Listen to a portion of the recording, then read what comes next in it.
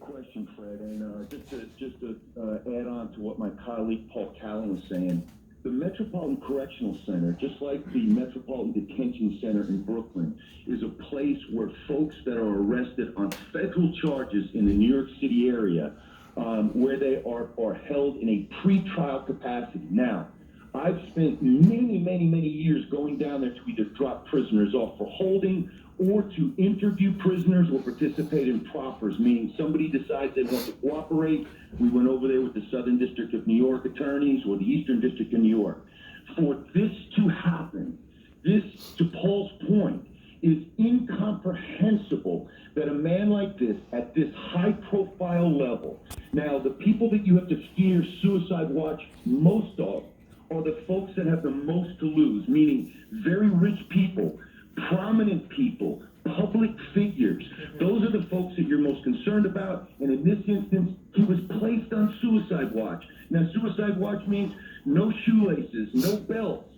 They provide a video camera that sits inside the cell so that an officer on duty can watch what's going on inside the cell 24/7. I'm blown. What about sheets? Because some officials are reporting to us that he hung himself.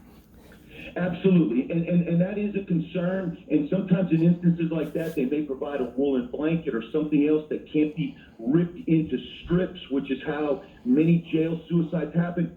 Fred, this is something that you would expect or anticipate in a small jail in some small locality where they just don't have enough corrections officers or police officers to give you a 24/7 oversight of that inmate in that cell. But again, you mentioned videos, likely, video surveillance in a cell that he might be in. So if there was a blanket or sheet, etc., there would be constant watch of his behavior. And you talk about shredding or tearing up, sheets or blankets. That takes time, and someone should have been able to observe that if that's the means in which this happened.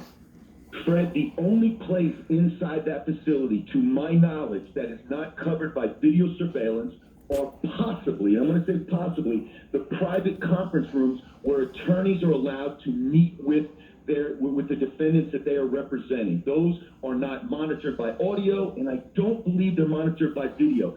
Every other place inside that facility has a camera on it, and especially in a cell like this, where you have a high-profile defendant who has already tried to take his own life. So, Paul, this case is sizable, as James was. I smell bullshit. We're talking